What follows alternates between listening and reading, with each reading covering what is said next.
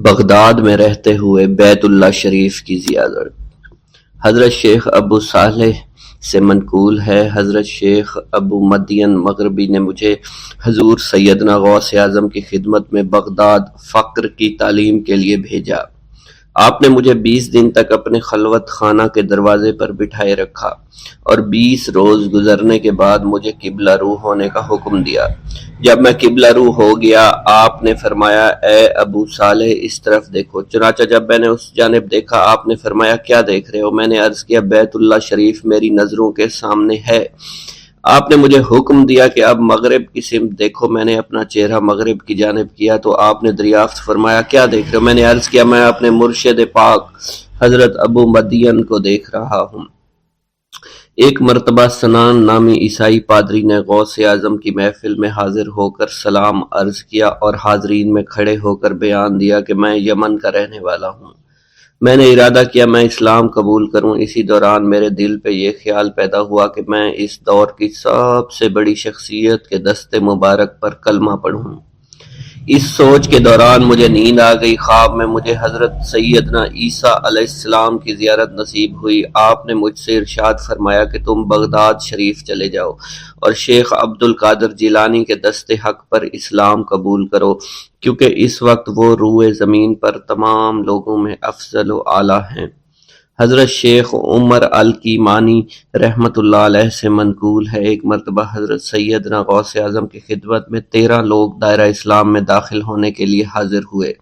ان لوگوں نے بیان کیا کہ ہم عرب کے عیسائی ہیں، ہم نے کلمہ پڑھنے کا ارادہ کیا، ابھی سوچ رہے تھے کہ کسی مرد کامل کے دست حق پر کلمہ پڑھیں۔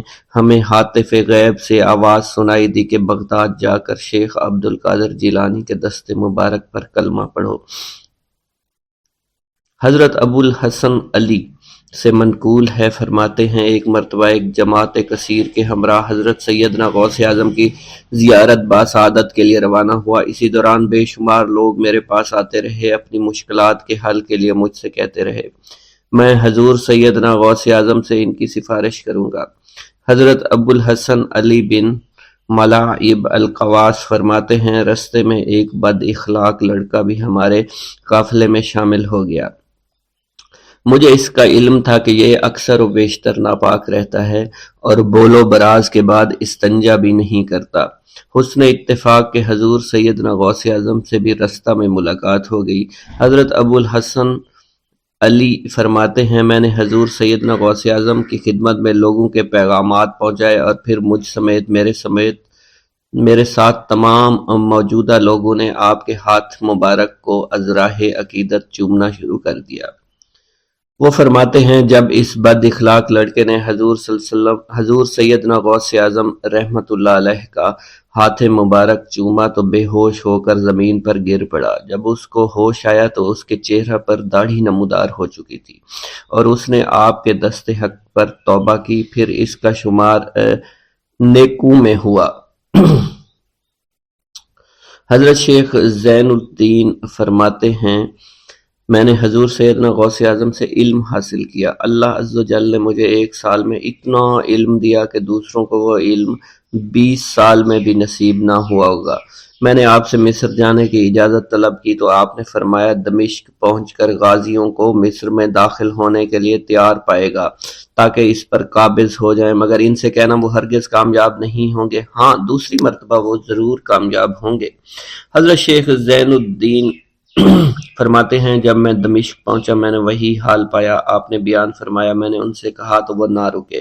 جب میں مصر پہنچا میں نے خلیفہ کو ان کو مقابلے کے لیے تیار کیا۔ میں نے خلیفہ سے کہا، گھبراؤ نہیں، تم کامیاب ہو جاؤ گے۔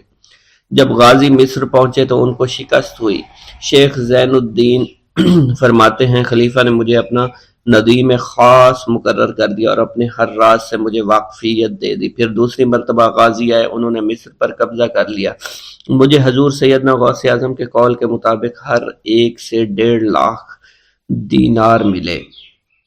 مجھے مصر میں ہر خاص و عام میں مقبولیت حاصل ہو چکی تھی اور بے شمار لوگ میرے واعظ سے مستفیض ہونے لگے تھے۔ حضرت سیدنا غوث اعظم شیخ عبد القادر جیلانی کی خدمت میں ایک عورت حاضر ہوئی۔ آپ سے دعا کی درخواست کی کہ اس کے ہاں اولاد ہو آپ نے مراقبہ میں جا کر لوح محفوظ کا مشاہدہ کیا تو وہاں لکھا تھا اس عورت کی قسمت میں اولاد نہیں ہے۔ آپ نے اللہ کے حضور اس کے لیے دعا فرمائی۔ غیب سے ندا آئی اس کے ہاں اولاد نہیں، آپ اس کے حق میں دعا جاری رکھیں یہاں تک کہ غیب سے آپ کو ندا آئی کہ ہم نے آپ کی دعا کی بدولت اس کو 7 لڑکے عطا فرمائے۔ چنانچہ اس عورت کے ہاں یکے بعد دیگرے 7 لڑکوں کی دعا کی پیدائش ہوئی۔ حضرت شیخ ابو الخیر منقول ہے، فرماتے ہیں میں شیخ ابو حسن اور شیخ خلیل بن احمد اور شیخ ابو عبداللہ کی خدمت میں حاضر تھے۔ آپ نے فرمایا تم سب اپنی اپنی حاجات بیان کرو، میں انشاءاللہ تمہاری حاجات پوری کروں گا۔ شیخ ابو سعود نے کہا کہ میں ترک دنیا اختیار کرنا چاہتا ہوں۔ شیخ ابو قائد نے کہا میں مجاہدی کی قوت چاہتا ہوں۔ شیخ ابوالزاد نے کہا کہ میں خوف الہی چاہتا ہوں۔ شیخ فارسی نے کہا اللہ کے ساتھ میرا ایک حال ہے جسے میں کھو بیٹھا میں چاہتا ہوں کہ میرا وہ حال لوٹ آئے۔ شیخ جمیل نے کہا میں حفظ وقت چاہتا ہوں۔ شیخ عمر نے کہا کہ میں علم کی زیادتی چاہتا ہوں۔ حضرت شیخ ابو الخیر محفوظ فرماتے ہیں حضور سیدنا غوث اعظم نے فرمایا انشاءاللہ تم سب کی حاجات جلدی پوری ہوں گی۔ چنانچہ آپ کا قول پورا ہوا اور تمام لوگوں کی حاجات پوری ہوئیں ماں سوائے شیخ خلیل کے، کیونکہ حضرت شیخ خلیل نے قطبیت مانگی تھی جس کا ابھی وقت نہیں آیا تھا۔ حضرت ابو سعود فرماتے ہیں حضرت شیخ حماد دباس کی خدمت میں حاضر ہو کر عرض کیا حضور میں ملک شام کی جانب مال تجارت لے کر جانا چاہتا ہوں اور میرا یہ قافلہ تیار ہے، میرے پاس 700 دینار کا مال ہے۔ حضرت شیخ حماد دباس نے فرمایا اگر تم اس سال سفر کرو گے تو تم سفر میں ہی قتل کر دیے جاؤ گے اور تمہارا تمام مال و اسباب لوٹ لیا جائے گا۔ حضرت حماد باس کی بات سن کر وہ تاجر حضور سیدنا غوث اعظم کی خدمت میں حاضر ہوا اور حضرت حماد باس کی بات بیان کر دی۔ آپ نے فرمایا کہ تم سفر پر جاؤ میں تمہارا ضامن ہوں۔ آپ کا فرمان سن کر وہ سامان تجارت لے کر شام پہنچا۔ اپنا تمام مال فروخت کرنے کے بعد وہ تاجر اپنے کسی کام سے حلب گیا، وہاں ایک مقام پر اس نے 1000 دینار رکھ دیا اور حلب میں اپنی قیام گاہ پر واپس آ گیا۔ اس نے خواب میں دیکھا عرب بتوؤں نے ایک قافلہ لوٹا ہے، قافلہ کے کئی آدمیوں کو قتل کیا ہے جس میں وہ شامل ہے۔ اس کے بعد وہ بیدار ہوا، گھبرا کر اس جگہ پہنچا جہاں اس نے 1000 دینار رکھے تھے۔ اس کے دینار وہیں پر رکھے اس کو مل گئے۔ دینار لے کر واپس قیام گاہ پہنچا، بغداد شریف واپس جانے کی تیاری شروع کر دی۔ جب وہ تاجر بغداد شریف واپس پہنچا تو پہلے حضرت حماد باس کی خدمت میں حاضر ہوا تو آپ نے فرمایا کہ تم پہلے حضور سیدنا غوث اعظم کی خدمت میں حاضر ہوا، کیونکہ وہ محبوب سبحانی ہیں، انہوں نے اللہ کے حضور تمہارے لیے 70 مرتبہ دعا مانگی یہاں تک کہ تمہاری حقیقت کو خواب میں بدل دیا گیا۔ وہ تاجر آپ کی خدمت میں حاضر ہوا اور آپ نے حضرت حماد باس کی بات کی تصدیق کی۔ بسم اللہ الرحمن الرحیم۔ منقول ہے کہ حضور سیدنا غوث اعظم کے زمانہ میں ایک مقرب کی ولایت سلب کر لی گئی۔ سب چھوٹے بڑے اس کو حقارت کی نگاہ سے دیکھنے لگے۔ اس نے 360 اولیاء اللہ سے التجا کی کہ وہ اس کے حق میں دعا فرمائیں، لیکن اس کا نام لوح محفوظ پر اشتیاق کی فہرست میں لکھ دیا گیا۔ ان اولیاء اللہ نے اس کو بتایا کہ تم کامیاب نہیں ہوں گے۔ اس کے چہرے کا رنگ سیاہ پڑ گیا۔ اس شخص نے حضور سیدنا غوث اعظم شیخ عبد القادر جیلانی کی خدمت میں حاضر ہو کر دعا کی درخواست کی۔ آپ نے فرمایا تم اللہ عز و جل کی بارگاہ میں مردود ہو گئے ہو، مگر میں تمہیں اللہ کے اذن میں مقبول بنا سکتا ہوں۔ پھر حضور سیدنا غوث اعظم نے اس کے لیے بارگاہ الہی میں دعا فرمائی تو غیب سے ندا آئی کیا تمہیں معلوم ہے کہ تم سے پہلے بھی 360 اولیاء اللہ اس کے لیے سفارش کر چکے ہیں، لیکن اس کا نام لوح محفوظ پر اشتیاق کی فہرست میں لکھا جا چکا ہے۔ یا الہی تو مردود کو مقبول، مقبول کو مردود بنانے پر قادر ہے۔ اگر تیری منشا یہی ہے تو نے اس کو مقبول بنانے کے لیے مجھ سے دعا کیوں کروائی؟ غیبی ندا آئی اے عبد القادر، اسے میں نے تمہارے سپرد کیا، تم اسے جو چاہے بنا دو۔ چنانچہ آپ کی دعا سے وہ پھر سے بارگاہ الہی میں مقبول ہو گیا۔ حضرت شیخ ابو صالح سے منقول ہے حضرت شیخ ابو مدین مغربی نے مجھے حضور سیدنا غوث اعظم شیخ عبد القادر جیلانی کی خدمت میں بغداد فقر کی تعلیم کے لیے بھیجا۔ آپ نے مجھے 20 دن تک اپنے خلوت خانہ کے دروازہ پر بٹھائے رکھا اور 20 روز گزرنے کے بعد مجھے قبلہ رو ہونے کا حکم دیا گیا۔ جب میں قبلہ رو ہو گیا آپ نے فرمایا اے ابو صالح اس طرف دیکھو۔ چنانچہ میں نے اس جانب دیکھا تو آپ نے فرمایا کیا دیکھ رہے ہو؟ میں نے عرض کیا بیت اللہ شریف میری نگاہوں کے سامنے ہے۔ آپ نے مجھے حکم دیا کہ اب مغرب کی سمت دیکھو۔ میں نے اپنا چہرہ مغرب کی جانب کیا تو آپ نے فرمایا کہ اب کیا دیکھ رہے ہو؟ میں نے عرض کیا کہ میں اپنے مرشد پاک حضرت ابو مدین کو دیکھ رہا ہوں۔ ایک مرتبہ سنان نامی عیسائی پادری نے حضور سیدنا غوث اعظم کی محفل میں حاضر ہو کر سلام عرض کیا۔ حاضرین کھڑے ہو کر بیان دیا کہ میں یمن کا رہنے والا ہوں۔ میں نے ارادہ کیا کہ میں اسلام قبول کروں گا۔ اسی دوران میرے دل میں خیال پیدا ہوا میں اس دور کی سب سے بہترین شخصیت کے دست مبارک پر کلمہ پڑھوں۔ اسی سوچ کے دوران مجھے نیند آ گئی۔ خواب میں مجھے حضور سیدنا عیسیٰ کی زیارت نصیب ہوئی۔ آپ علیہ السلام نے مجھ سے ارشاد فرمایا بغداد چلے جاؤ، شیخ عبد القادر کے دست حق پر اسلام قبول کرو، کیونکہ اس وقت وہ روئے زمین پر تمام لوگوں میں افضل اور اعلیٰ ہیں۔ حضرت شیخ عمر الحکیمانی سے منقول ہے ایک مرتبہ حضور سیدنا غوث اعظم کی خدمت میں 13 لوگ دائرہ اسلام میں داخل ہونے کے لیے حاضر ہوئے۔ ان لوگوں نے بیان کیا کہ ہم عرب کے عیسائی ہیں اور ہم نے کلمہ پڑھنے کا ارادہ کر لیا ہے۔ ابھی یہ سوچ ہی رہے تھے کہ کس مرد کامل کے دست حق پر کلمہ پڑھیں گے۔ ہمیں ہاتف غیب سے آواز سنائی دی کہ بغداد جا کر شیخ عبد القادر جیلانی کے دست مبارک پر کلمہ پڑھو۔ حضرت شیخ زین الدین ابو الحسن علی بن ابی طاہر سے مروی ہے، فرماتے ہیں میں نے حضور سیدنا غوث اعظم سے علم حاصل کیا۔ اللہ عز و جل نے مجھے 1 سال میں اتنا علم دیا کہ دوسروں کو وہ علم 20 سال میں بھی نصیب نہ ہوا ہوگا۔ میں نے آپ سے مصر جانے کی اجازت طلب کی۔ آپ نے فرمایا تو دمشق پہنچ کر غازیوں کو مصر میں داخل ہونے کے لیے تیار پائے گا تاکہ اس پر قبضہ ہو جائے، مگر ان سے کہنا کہ وہ ہرگز کامیاب نہ ہوں گے، ہاں دوسری مرتبہ وہ کامیاب ہو جائیں گے۔ حضرت شیخ زین الدین فرماتے ہیں جب میں دمشق پہنچا میں نے وہی حال پایا جو آپ نے بیان فرمایا تھا۔ میں نے ان سے کہا تو وہیں نہ رکے۔ جب میں مصر پہنچا تو میں نے خلیفہ کو ان کو مقابلے کے لیے تیار پایا۔ میں نے خلیفہ سے کہا گھبراؤ نہیں، کامیاب ہو جاؤ گے۔ وہ فرماتے ہیں خلیفہ نے مجھے اپنا ندیم خاص مقرر فرمایا اور اپنے ہر راز سے مجھے واقفیت دے دی۔ پھر دوسری مرتبہ غازی آئے، انہوں نے مصر پر قبضہ کر لیا۔ مجھے حضور سیدنا غوث کے قول کے مطابق ہر ایک سے 1.5 لاکھ دینار ملے۔ مجھے مصر میں ہر خاص و عام میں مقبولیت حاصل ہوئی اور بے شمار لوگ میرے واعظ سے مستفید ہونے لگے۔ حضرت شیخ ابو الخیر سے منقول ہے، فرماتے ہیں میں شیخ ابو محمد حسن، شیخ ابو قاسم، شیخ ابو حفظ کی خدمت میں حاضر ہوئے۔ آپ نے فرمایا تم سب اپنی اپنی حاجات بیان کرو، میں انشاءاللہ تمہاری حاجات پوری کروں گا۔ شیخ ابو سعید نے کہا کہ میں ترک دنیا اختیار کرنا چاہتا ہوں۔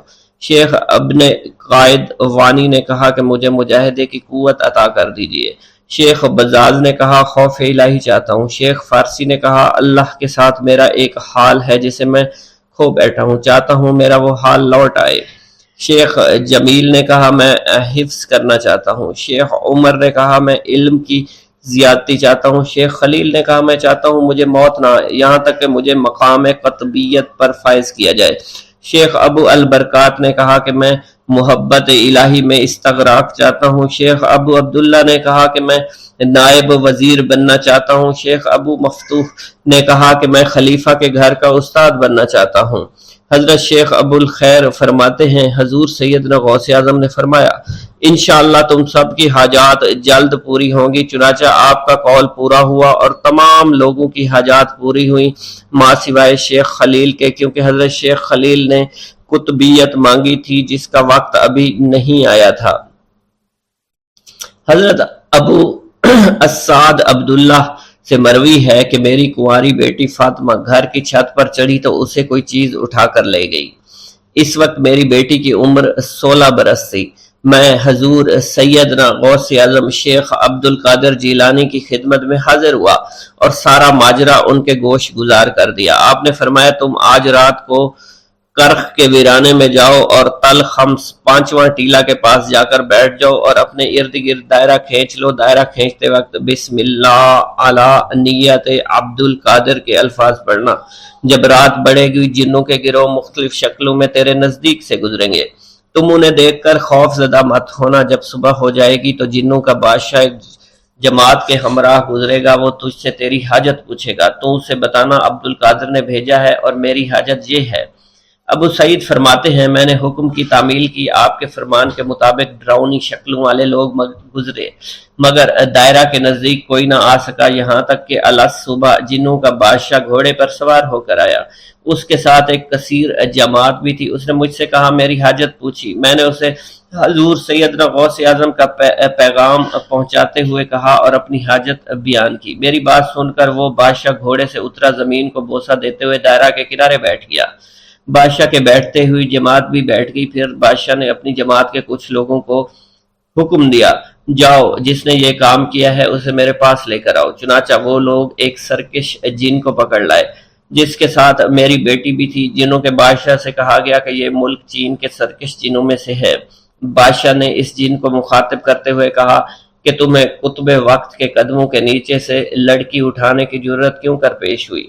اس سرکش جن نے کہا کہ میں اس لڑکی پر عاشق ہو گیا تھا۔ بادشاہ جن نے اس سرکش جن کو سر قلم کرنے کا حکم دیا اور میری بیٹی مجھے واپس لوٹا دی۔ میں نے بادشاہ جن سے کہا کہ تم نے حضور سیدنا غوث اعظم کا حکم بجا لانے میں کوئی کسر نہ چھوڑی۔ بادشاہ جن نے کہا کہ وہ گھر بیٹھے ہم جیسے سرکشوں کو دیکھ لیتے ہیں، خواہ کتنی ہی دور کیوں نہ بیٹھے ہوں۔ جب اللہ عز و جل کوئی کتب مقرر کرتا ہے تو اسے جن و انس پر قدرت عطا فرما دیتا ہے۔ تفریح الخاطر میں منقول ہے حضور سیدنا غوث اعظم کے وصال کے بعد ایک شخص جو کہ عرصہ دراز سے مرشد کامل کی تلاش میں تھا اور وہ آپ کا شورا سننے کے بعد آپ کی خدمت میں بغداد شریف پہنچا۔ جب اس شخص کو معلوم ہوا کہ آپ وصال فرما گئے ہیں تو وہ آپ کی قبر مبارک پر حاضر ہوا اور آداب زیارت بجا لایا۔ آپ اپنی قبر مبارک سے باہر تشریف لائے، اس کا ہاتھ پکڑ کر اسے سلسلہ عالیہ قادریہ میں بیعت فرما دیا اور اس کی جانب خصوصی توجہ فرمائی۔ حضرت ابو بکر ارکیمی فرماتے ہیں میں ابتدائی عمر میں شتربانی کا کام کیا کرتا تھا۔ ایک مرتبہ مجھے ایک شخص کے ساتھ حج کرنے کا اتفاق ہوا۔ اس شخص کو یہ خطرہ لاحق ہوا کہ وہ عنقریب مر جائے گا۔ اس نے مجھے ایک چادر اور 10 دینار دیے اور فرمایا یہ میری امانت، تم بغداد شریف واپس جا کر حضور سیدنا غوث اعظم شیخ عبد القادر جیلانی رحمۃ اللہ علیہ کی خدمت میں پیش کر دینا۔ حضرت ابو بکر الکیمی فرماتے ہیں کہ میں اس وصیت کے کچھ دنوں بعد اس شخص کا انتقال ہو گیا۔ میں جب بغداد شریف تشریف لایا تو لالچ میں پھنس گیا۔ میرے دل میں خیال آیا ان چیزوں کے متعلق کسی کو کچھ علم نہیں ہے، چنانچہ میں نے وہ چادر اور 10 دینار اپنے پاس رکھ لیے۔ ایک دن میں بازار سے گزر رہا تھا، میری ملاقات حضور سیدنا غوث اعظم سے ہوئی۔ میں نے آپ کو سلام کیا، آپ نے میرا ہاتھ پکڑ کر فرمایا تم نے 10 دیناروں کے لیے بھی اللہ کا خوف نہیں کیا، میری امانت اپنے پاس رکھ لی اور میرے پاس اپنی آمد و رفت بھی ختم کر لی۔ حضرت ابو بکر ارکیمی فرماتے ہیں کہ حضور سیدنا غوث اعظم کی بات سن کر مجھ پر غشی طاری ہو گئی اور جب مجھے ہوش آیا میں نے وہ چادر اور 10 دینار لا کر آپ کی خدمت میں پیش کیے اور معافی کا خواستگار ہوا۔ واللہ عالم۔ ایک گاؤں کے بارے میں کہا جاتا تھا کہ جہاں قدرت کی بے پناہ نعمتیں تھیں، اللہ پاک نے وہاں کے لوگوں کو مالا مال کیا ہوا تھا۔ ایسی نعمتیں کہ جن نعمتوں کو دیکھ کر انسان اکثر مغرور ہو جایا کرتے ہیں، مگر وہاں پر کچھ مسلمان تھے اور سب سے بڑی اور بری بات یہ تھی کہ وہاں کے تمام لوگ کافر تھے۔ وہ کفار اپنی دولت پر بہت فخر کیا کرتے تھے کیونکہ ان میں ہر ایک انسان بہت دولت مند تھا، ہر ایک کے پاس بے بہا پیسے تھے، کسی کو پیسوں کی کمی نہیں تھی۔ وہاں کے سردار کی ایک اکلوتی بیٹی تھی جس کو سردار بے پناہ پیار کرتا تھا۔ اس سردار کی بیٹی بے پناہ مغرور، ظالم، گھمنڈی تھی۔ وہاں پر غریب لوگ صرف مسلمان ہی تھے، تمام کافر ایک دوسرے کی مدد کیا کرتے تھے، لیکن مسلمانوں کی مدد کرنے والا وہاں پر کوئی نہ تھا۔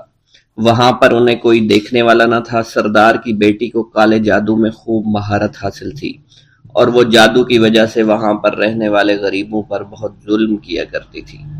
تمام مسلمان اس سے بے حد پریشان تھے، اور وہ لوگوں کو غلام بناتی اور مزدور بناتی تھی۔ اگر ان میں کوئی اس کی بات نہ مانتا تو اس کو قیدی بنا کر اپنے اشاروں پر نچایا کرتی تھی۔ اس بستی میں چونکہ اکا دکا مسلمان تھے جن کا کوئی پرسان حال نہیں تھا، کوئی بھی ان کو بچانے والا نہیں تھا۔ جب وہ سردار کی بیٹی کے ظلم حد سے بڑھ گئے تو مسلمانوں میں سے ایک بوڑھے شخص نے اللہ کے حضور گڑ گڑا کر دعائیں کی، اے اللہ، ہمارے چند نسلیں جو یہاں پر بچی ہوئی ہیں، ان نسلوں کو تو بچا لے۔ یہ سردار کی بیٹی جس نے ہمارا جینا دشوار کر رکھا ہے، یہاں کوئی بھی انسان ہمارا حال نہیں پوچھتا، اور نہ ہی ہمارے پاس مال و دولت ہے، اور نہ ہی ہمارے پاس جسمانی طاقت بچی ہے۔ یا اللہ، ہمارے لیے کوئی ایسا بندہ بھیج جو نہ صرف طاقتور ہو بلکہ اس جادوگرنی یعنی سردار کی بیٹی کو بھی ہرا سکے۔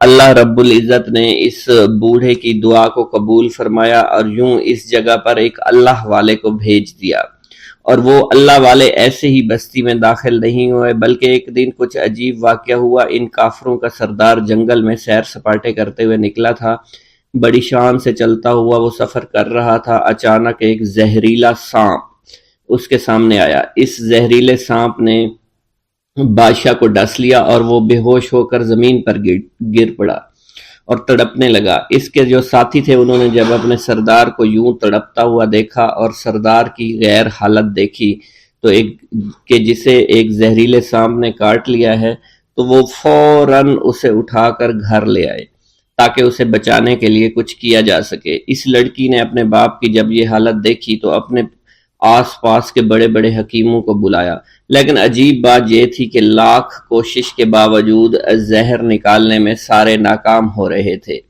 اور زہر تیزی کے ساتھ اس کے جسم میں پھیلتا چلا جا رہا تھا۔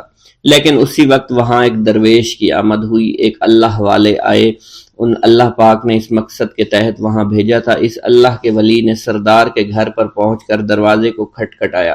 نوکروں نے پوچھا، کون ہو، کس سے ملنا ہے؟ اس نے کہا، میں نے سنا ہے کہ یہاں کے سردار کو سانپ نے ڈس لیا ہے۔ نوکر کہنے لگے کہ تمہیں کیسے پتا چلا کہ یہاں کے سردار کو سانپ نے ڈس لیا ہے؟ تم تو ہمیں اجنبی لگتے ہو، ہم نے تمہیں آج تک یہاں نہیں دیکھا ہے۔ اس نے کہا، میں مسافر ہوں اور مجھے خبر ملی ہے کہ یہاں کے سردار کو ایک زہریلے سانپ نے ڈس لیا ہے، اور کوئی بھی اس کا علاج نہیں کر پا رہا۔ نوکروں نے کہا، تم کون ہو؟ اللہ والے نے کہا، میں حکیم ہوں اور میں ان کے علاج کی غرض سے یہاں آیا ہوں۔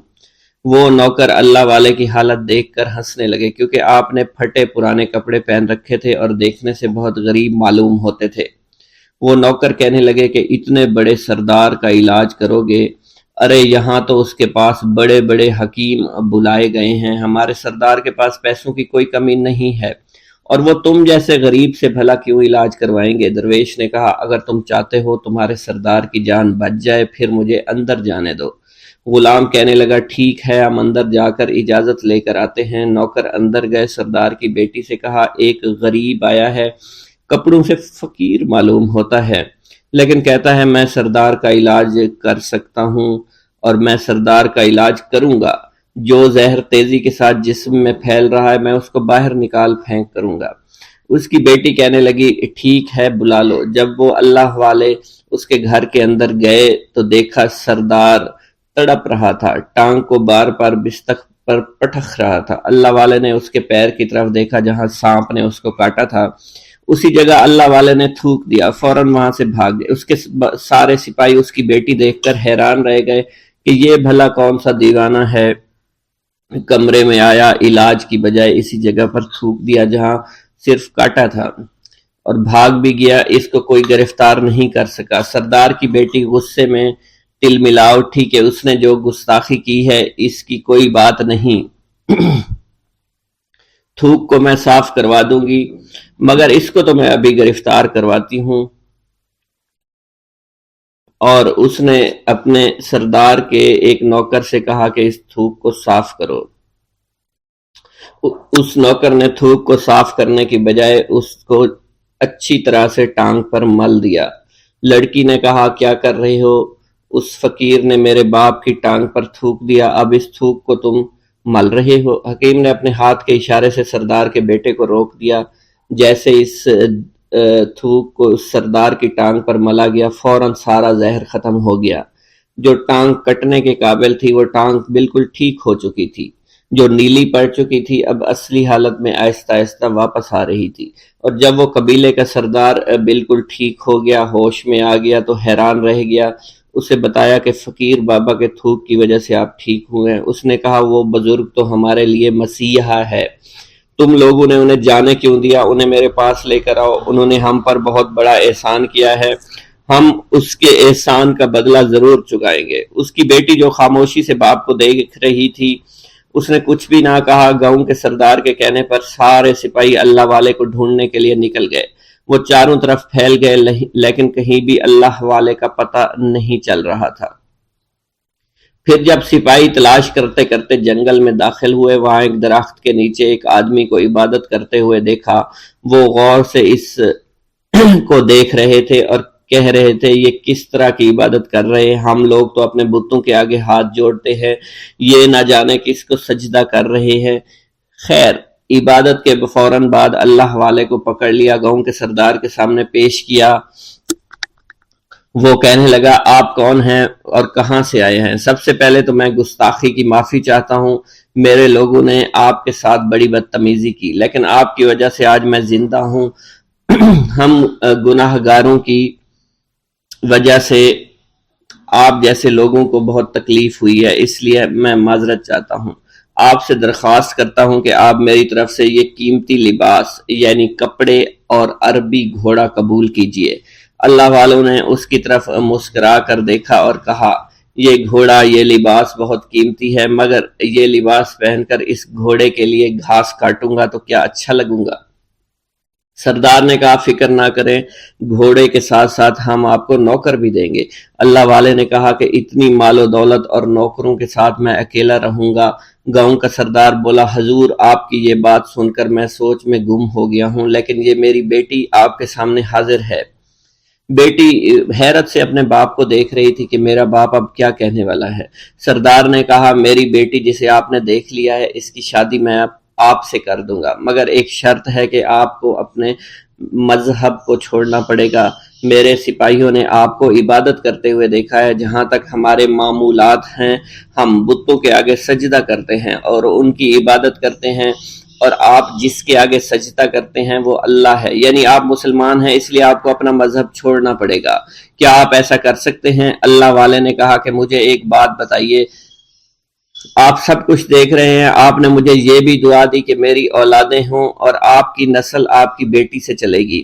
مجھے ایک بات بتائیں، اگر ان بچوں میں سے کسی بچے کو خدا نہ خواستہ کچھ ہو گیا تو کس کو رونا پڑے گا؟ سردار نے جواب دیا اگر خدا نہ خواستہ کچھ ایسا ہوا تو رونا مجھ کو ہی پڑے گا۔ اللہ والا نے مسکرا کر کہا اگر یہ سارا مال لے کر مجھے رونا ہی پڑا تو آپ اپنا گھوڑا، اپنی دولت، اپنی بیٹی، ہر چیز اپنے پاس رکھ لو۔ میں خوش ہوں، میں مسلمان ہوں، میں ٹھیک ہوں۔ اگر یہ تمام چیزیں لے کر مجھے اپنا محلہ چھوڑنا پڑے تو میں اپنی جان دے کر بھی اپنے مذہب کو نہیں چھوڑوں گا۔ جس طرح آپ نے مجھے نوازا ہے، میں اسی رب کے دین کو چھوڑ کر چلا جاؤں گا۔ صرف چند پیسوں کی خاطر میں ہر دن پیسہ نہیں کر سکتا، اور اپنی درویشی میں بہت خوش ہوں۔ اللہ نے مجھے جس مقصد کے لیے بھیجا تھا وہ میرا مقصد پورا ہو جائے گا۔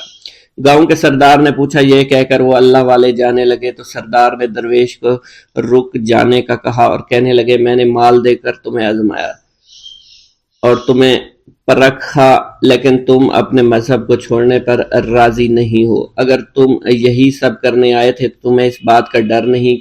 کیا تم نہیں جانتے ہم کتنے طاقتور ہیں، اور میری بیٹی اپنے عمل میں اتنی ماہر ہے کہ تمہیں یہاں کھڑے کھڑے ابھی جنگلی جانور بنا سکتی ہے۔ اللہ والے نے کہا کہ اس نے جنگلی جانور کمزور لوگوں کو بنایا ہوگا، یہ مجھے جانور بنا کر تو دکھائے۔ اس سے پہلے کہ گاؤں کا سردار اپنی بیٹی سے کچھ کہتا کہ اس پر وار کرو، اللہ والے نے جادوگرنی پر ایسی پھونک ماری کہ وہ اسی وقت ایک بہت بڑی چھپکلی بن گئی۔ وہ کچھ بھی نہیں کر پا رہی تھی، وہ چھپکلی اتنی بڑی تھی کہ وہاں پر جتنے بھی انسان کھڑے تھے ان سب میں سب سے زیادہ اونچا اس کا قد تھا۔ وہ چھپکلی اللہ والے کے پاس آئی، اپنا زہر اس پر اگلنا چاہتی تھی کہ اسی وقت اس نے اس کے منہ پر تھوک دیا۔ تھوکنے کی دیر تھی، وہ چھپکلی جلنے لگی اور جس سے گرمی کی وجہ سے اس کا چہرہ پگھل رہا تھا، اس کا چہرہ جل کر کالا ہو چکا تھا۔ وہ مرنے والی تھی کہ سردار دوڑتا ہوا قدموں میں آ کر گر پڑا اور معافی مانگنے لگا اور کہنے لگا، حضور اس گستاخی کے لیے میں معذرت خواہ ہوں، آپ مجھے معاف کر دو، میں نے سچ میں آپ کو بہت کمزور سمجھا تھا، آپ کو آپ کا مذہب سے ہٹانا چاہا تھا۔ اگر میری بیٹی ٹھیک ہو جائے تو میں سچ کہتا ہوں یہاں پر جتنے لوگ ہیں ہم پوری کی پوری بستی مسلمان ہو جائیں گے۔ اللہ والے نے کہا کہ ہم تمہیں اپنے دین میں شامل کرنے کے لیے یہ سب نہیں کر رہے، بلکہ تم لوگ مسلمان بھائیوں پر جو ظلم کرتے ہو وہ ظلم کو ختم کرنے کے لیے ہم یہاں آئے ہیں۔ ہمارے دین میں جبر اور ظلم نہیں۔ اگر تمہارے بیٹی سے انسان بن کر سدھر جاتی ہے تو اس کو اس کی اصلی حالت میں لانے کے لیے میں خود کو اللہ کی بارگاہ میں پیش کروں گا اور دعا کروں گا۔ سردار کہنے لگا کہ ہاں میری بیٹی اصلی حالت میں اگر آ جائے تو پھر ہم کسی پر ظلم و ستم نہیں کریں گے، اور میں دل سے اپنی بیٹی کے لیے معافی چاہتا ہوں۔ آج سے یہ کوئی بھی جادو ٹونا اور مسلمانوں کو تنگ نہیں کرے گی اور نہ ہی کسی مسلمان پر یہ ظلم اور جبر کرے گی، بس آپ اسے دوبارہ سے انسان بنا دے۔ اللہ والا نے چھپکلی پر دوبارہ سے پھونک ماری تو پھر سے انسان بن گئی اور اللہ والے کے قدموں سے وہ لپٹ گئی، کہنے لگی، مجھے معاف کر دیجئے، مجھے معاف کر دیجئے، میں نے اپنے آپ کو بہت طاقتور سمجھا۔ اس لڑکی کا آدھا چہرہ جل چکا تھا اور کالا ہو چکا تھا۔ وہ کہنے لگی کہ آج اپنے باپ کے ساتھ میں آپ کے دست مبارک پر مسلمان ہونا چاہتی ہوں۔ میں وعدہ کرتی ہوں کہ آج سے اس بستی پر کوئی بھی کافر کسی مسلمان کے ساتھ بدتمیزی نہیں کرے گا، زیادتی نہیں کرے گا، ظلم اور جبر نہیں کرے گا، بلکہ ہم سب یہاں مل جل کر رہیں گے اور بھائی چارے کے ساتھ رہیں گے۔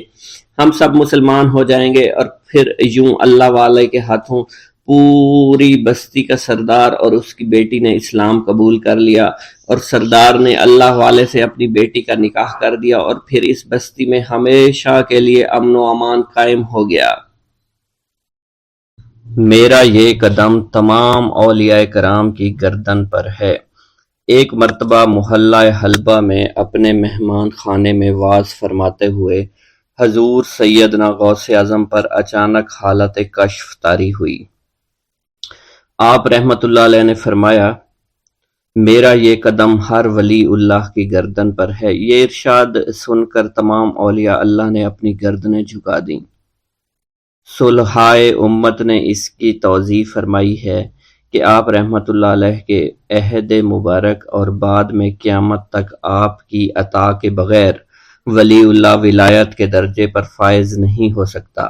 سلطان الہند حضرت خواجہ معین الدین چشتی المعروف خواجہ غریب نواز اس وقت خراسان کے پہاڑوں پر مجاہدات میں مشغول تھے۔ انہوں نے بھی حضور سیدنا غوث اعظم کا ارشاد گرامی سن کر اپنی گردن جھکا دی اور یوں عرض گزار ہوئے، آپ کے قدمین شریفین میرے سر اور میرے آنکھوں پر ہیں۔ حضور سیدنا غوث اعظم فرماتے ہیں کہ میں 10 برس کی عمر میں اپنے شہر کے مکتب میں حصول علم کے لیے جایا کرتا تھا۔ اس وقت میرے ساتھ ملائکہ بھی ہوتے تھے جو میرے آگے پیچھے میری حفاظت کے لیے چلتے تھے۔ جب میں مدرسہ پہنچتا تو یہ منادی کرتے تھے، اللہ کے ولی کے لیے جگہ خالی کر دو، چنانچہ وہ میرے لیے جگہ خالی کر دیتے تھے۔ ایک مرتبہ میں نے ایک ایسے شخص کو دیکھا جس نے فرشتوں کی آواز سن کر کہا، جس میں کوئی مزاحمت نہ ہوگی، کہ یہ ایک نہایت معزز گھرانے کا فرد ہے اور عن قریب اس کو وہ عظمت حاصل ہوگی جس میں کوئی مزاحمت نہ ہوگی اور اس کو ایسا قرب نصیب ہوگا کہ اس کو کوئی فریب نہ دے سکے گا۔ پھر 40 برس بعد میں نے اس شخص کو پہچانا، وہ شخص ابدالوں میں سے تھا۔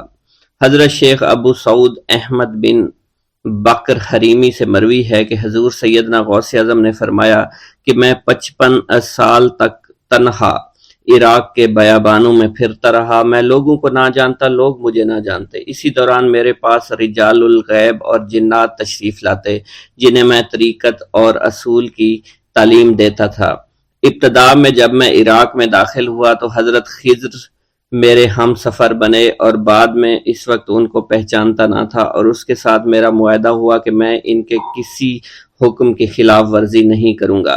ایک مرتبہ انہوں نے مجھے ایک جگہ بیٹھنے کا حکم دیا اور میں اس جگہ 3 سال تک بیٹھا رہا۔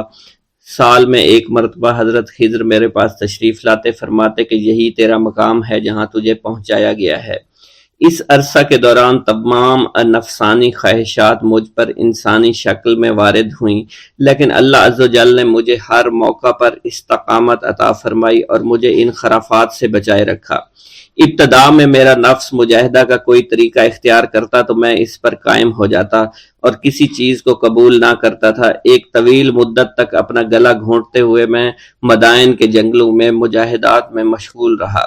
حضور سیدنا غوث اعظم فرماتے ہیں کہ میں نے اپنے نفس کو مختلف مجاہدوں، مختلف ریاضتوں اور مختلف مشقتوں میں ڈالے رکھا۔